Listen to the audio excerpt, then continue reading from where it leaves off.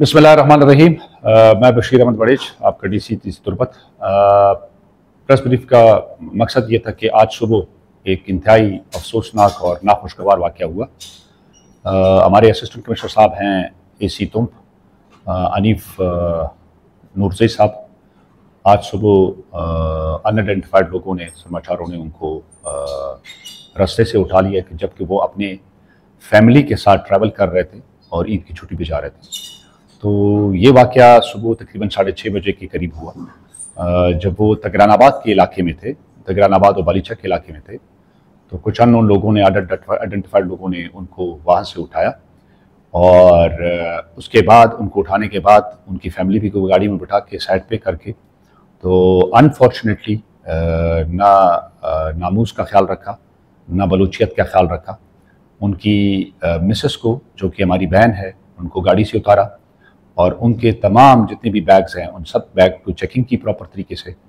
और उसके बाद बलोची रवायात के इंतहाई ख़िलाफ़ उनके हस्बैंड को, अनीफ नूरज़ई साहब को, जो कि एक अच्छे ऑफिसर हैं, जो ऑलमोस्ट तकरीबन साल 1.5 साल से वहाँ पे नौकरी कर रहे थे और आवाम की खिदमत कर रहे थे, तो उनको उनकी मिसेस के सामने, आंखों के सामने उठा के और गाड़ी और उनको लेकर गए और उनकी मिसेस को रोड के ऊपर एक ड्राइवर और एक जो है, जो गनमैन था उनका, उनके साथ छोड़ दिया, जो कि गैर महरम है।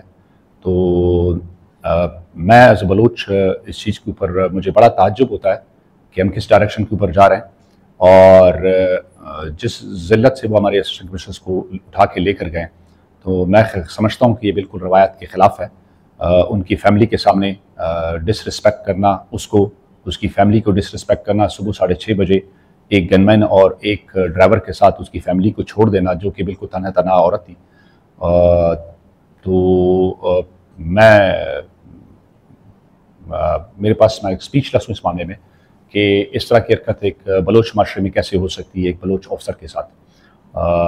बाकी इंशाअल्लाह अज़ीज़ हुकूमत लगी हुई है, जितना भी कोशिश कर सकेगी जल्द से जल्द हमारे असिस्टेंट कमिश्नर साहब इनको रिकवर करें और अपनी फैमिली के तक पहुँचा दें। हमारे जो असिस्टेंट कमिश्नर साहब हैं वो एक एडमिनिस्ट्रेटिव अफसर हैं और एडमिनिस्ट्रेटिव अफसर वहाँ पे अपनी काम, जो इलाके की खिदमत है, वही कर रहे थे। और थोड़ी वो किसी ऑपरेशंस के ऊपर मामूर थे कि वो हाई सिक्योरिटी अलर्ट के अंदर आते। तो हमें ये भरोसा है कि हम यहाँ पे एडमिनिस्ट्रेटिव काम कर रहे हैं और बलोच अवाम की खिदमत कर रहे हैं। तो मेरा नहीं ख्याल कि वो किसी ऑपरेशन के ऊपर था और जिस तरीके से उसको घसीट के लेकर गए उसकी फैमिली के सामने, इंतहाई अफसोसनाक है। तो इंतहाई नामुनासिब भी है ये। बलोच माशरे में इस तरह की मिसाल कहीं पे नहीं थी। मैं आपको, जैसे मैंने कह दिया कि आपको, कि वो एक एडमिनिस्ट्रेटिव अफसर है। यहाँ पे जितने भी आप एडमिनिस्ट्रेटिव अफसर्स हैं आप उनको देख लें, ठीक है ना। उनके पास एक अपना सिक्योरिटी गार्ड था, जिस सिक्योरिटी गार्ड को उन्होंने रोड के ऊपर छोड़ के उनकी मिसेस के साथ और छोड़ के चले गए।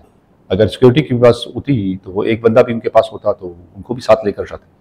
लेकिन मकसद ये नहीं था, प्रॉबेबली मकसद ये था कि बलोच माशरे में बलोचों को जो है ना वो डिसरिस्पेक्ट करना था, जो कि उन्होंने बखूबी किया और इंतहाई अफसोस का वाक़या है। अच्छा सर, ये उनके बाहिफाज़त बाज़ेबी के लिए ज़िले इंतज़ामिया की क्या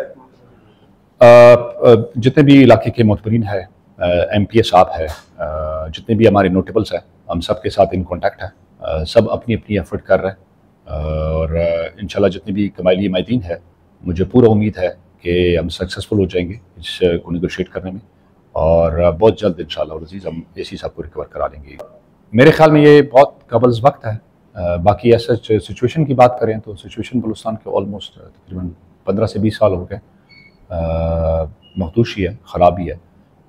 लेकिन हैविंग सेड दैट, जितनी भी डिस्ट्रिक्ट एडमिनिस्ट्रेशन थी, जितने भी बाकी जितने भी हमारे डिपार्टमेंट्स थे, वो बखूबी अपना काम कर रहे थे और 1.5 साल के अरसे के बाद इस तरह का नाखुशगवार वाक़या होना और वो भी एक बलोच माशरे में एक फैमिली के साथ एक अफसर को गाड़ी से उतारना, मेरे ख्याल में ये हमारे लिए भी एक सवालिया निशान है और ओवरऑल जो इलाके के मोतबरीन हैं उनके लिए भी सवालिया निशान है।